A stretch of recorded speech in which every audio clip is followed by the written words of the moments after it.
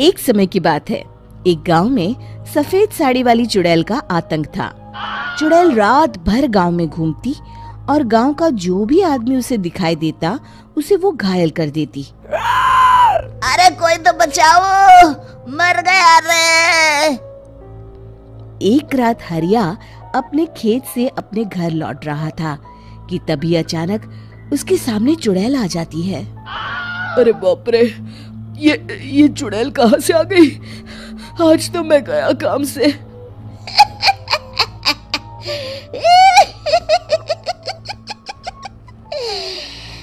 आज मुझे मेरा शिकार मिल गया। अरे चुड़ैल दीदी, मुझे छोड़ दो। जैसे ही चुड़ैल हरिया की तरफ बढ़ती है, हरिया वहां से भाग जाता है और अपने घर के दरवाजे पे पहुंचता है। अरे भगवान, जल्दी से दरवाजा खोलो, मेरे पीछे चुड़ैल पड़ी है। हरिया की पत्नी जल्दी से दरवाजा खोल देती है। अरे आप इतना हाफ क्यों रहे हैं? अरे मेरे पीछे चुड़ैल पड़ी है, आज तो मैं बाल बाल बच गया। जल्दी से सभी दरवाजे और सभी खिड़कियों को बंद करके बत्ती बुझा दो। तभी चुड़ैल हरिया के घर के पास पहुंच जाती है। अरे वो आदमी कहाँ गायब हो गया? मैं भी देखती हूँ आखिर कब तक बचेगा। मैं अपने शिकार को इतनी आसानी से नहीं छोड़ती। इतना कहकर चुड़ैल वहां से चली जाती है। वहीं दूसरी तरफ हरिया और उसकी पत्नी दोनों अपने घर की खिड़की से ये सब देख रहे होते हैं। अरे बाप रे, ये तो बड़ी डरावनी चुड़ैल थी। अगले दिन ये बात आग की तरह पूरे गांव में फैल जाती है और धीरे धीरे लोग चुड़ैल के डर के मारे शाम होते ही अपने घरों से बाहर निकलना बंद कर देते हैं। कुछ दिनों के बाद भाई, मैंने तो इस चुड़ैल के डर के मारे रात को अपने खेतों को पानी देना बंद कर दिया है। कहीं मेरी फसल सूख गई तो मैं तो कहीं का नहीं रहूंगा। साहूकार का कर्जा कैसे चुकाऊंगा? अरे भाई, पूरे गांव वालों का यही हाल है। पता नहीं ये चुड़ैल हमारे गांव में कहां से आ गई। फिर एक दिन गांव के पास वाली नदी के किनारे एक बहुत बड़े तांत्रिक के आने की बात कुछ गांव वालों को पता चलती है। वो लोग जाके ये बात गांव के मुखिया को बताते हैं। मुखिया जी, नदी के किनारे एक बहुत ही पहुंचे हुए तांत्रिक बाबा आए हैं। हमें उनसे मदद मांगनी चाहिए। मैंने सुना है वो बड़े बड़े भूतों और चुड़ैलों को अपने वश में कर लेते हैं। मुखिया जी सभी गांव वालों को लेकर उस तांत्रिक के पास पहुंच जाते हैं। ओम फट स्वाहा, ओम फट स्वाहा। तभी तांत्रिक अपनी बंद आंखों को खोलकर कहता है, क्या बात है? तुम सब लोग यहाँ क्यों आए हो? मुखिया जी उस तांत्रिक को सारी बात बता देते हैं। अच्छा, तो ये बात है। और तांत्रिक अपनी आंखों को बंद कर लेता है। मैं देख रहा हूँ तुम्हारे पूर्वजों ने बहुत पाप किए थे, जिससे ये गांव अब श्रापित हो चुका है। उसी के फल स्वरूप तुम्हारे गांव में चुड़ैल आई है। ये चुड़ैल बहुत खतरनाक है, ये किसी को नहीं छोड़ेगी। हे भगवान, मर गए रे, अब क्या होगा? तभी गांव के मुखिया जी कहते हैं, बाबा, इस चुड़ैल से हम सबको बचा लीजिए, कोई तो उपाय होगा। इसका सिर्फ एक ही उपाय है। सभी गांव वालों को बारी बारी हर दिन अपनी आधी फसल उस पहाड़ी के ऊपर बनी काली गुफा में छोड़ के आनी होगी। तभी उस चुड़ैल की भूख मिटेगी और श्राप का प्रभाव खत्म हो जाएगा और तुम सब जिंदा बच जाओगे। सभी गांव वाले उस तांत्रिक की बात को मान लेते हैं और वहां से चले जाते हैं। फिर अगले दिन से रोज उस गांव के लोग बारी बारी से अपनी आधी फसल उस काली गुफा के पास जाकर रखाते। कुछ दिनों बाद हरिया की बारी आती है। बाप रे, आज तो मेरी बारी है उस काली गुफा में जाने की। क्या करूं, वो तो बड़ी खतरनाक चुड़ैल है। मेरे तो हाथ पैर कांप रहे हैं। फिर हरिया डरते डरते अनाज की बोरियां अपनी बैलगाड़ी में लाद देता है।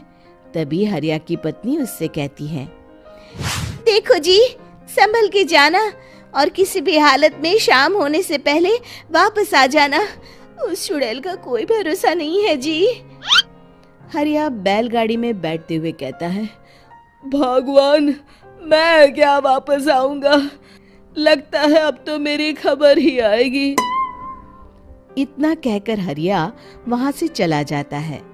रास्ते में जंगल से गुजरते हुए हरिया की बैलगाड़ी का एक चक्का बड़े गड्ढे में फंस जाता है। हे भगवान, अब ये क्या मुसीबत है? हरिया नीचे उतर के पूरी ताकत से अपनी बैलगाड़ी को गड्ढे से निकालने की कोशिश करता है।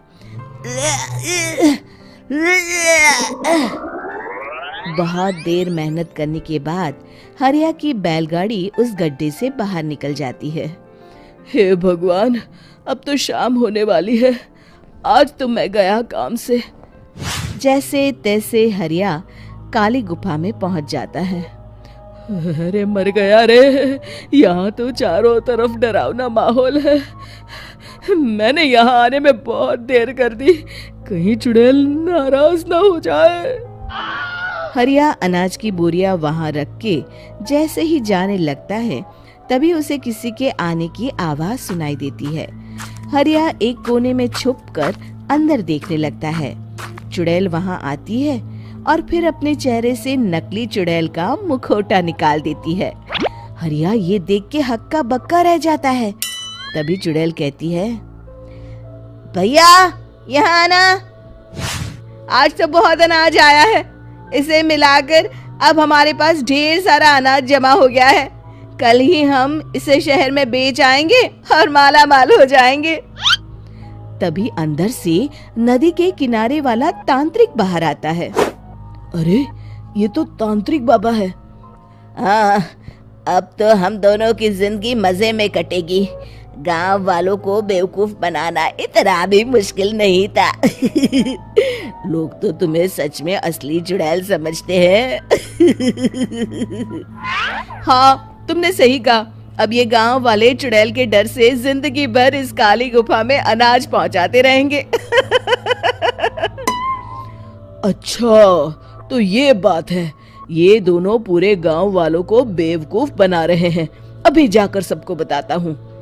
हरिया उन दोनों की पूरी बातें सुन लेता है और जल्दी से वापस गांव में आता है। गांव वालों को पूरी बात बता देता है। इससे पहले वो दोनों हमारा अनाज लेकर शहर जाए, हमें उन दोनों को पकड़ना होगा। उधर दूसरी तरफ नकली तांत्रिक और नकली चुड़ैल बनी औरत एक बड़ी गाड़ी में सारा अनाज लाद के वहां से निकलने की तैयारी कर रहे होते हैं। जल्दी करो, इससे पहले हमें कोई देख ले। हमें यहाँ से निकलना होगा।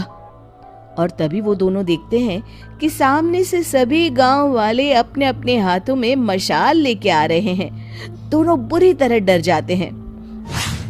रुक जाओ, तुम दोनों का भांडा फूट चुका है। अरे मर गए रे, ये गांव वाले कहाँ से आ गए? तुमने क्या सोचा इतनी आसानी से यहाँ से निकल जाओगे? ये अनाज हमने अपने खून पसीने से दिन रात खेतों में मेहनत करके उगाया है। दोनों मुखिया जी के पैरों में गिर जाते हैं। हमें माफ कर दीजिए, हम दोनों एक नंबर के कामचोर हैं। बिना मेहनत किए पैसे कमाना चाहते थे। हाँ, अब हम आगे से मेहनत मजदूरी करके पैसे कमाएंगे। हमें कुछ मत करना, हमें छोड़ दीजिए। इतना कह के दोनों गांव छोड़ के भाग जाते हैं और सभी गांव वाले फिर से खुशी खुशी रहने लगते हैं। शिक्षा, तभी तो कहते हैं कि किसी भी समस्या का समाधान केवल सूझबूझ से ही करना चाहिए और कभी हिम्मत नहीं हारनी चाहिए। दोस्तों, हमें उम्मीद है कि आपको हमारी ये कहानी पसंद आई होगी। कृपया हमारे चैनल को सब्सक्राइब करें और सभी अपडेट्स के लिए बेल आइकन जरूर दबाएं। और हाँ, वीडियो लाइक और शेयर करना मत भूलिएगा। Bye bye.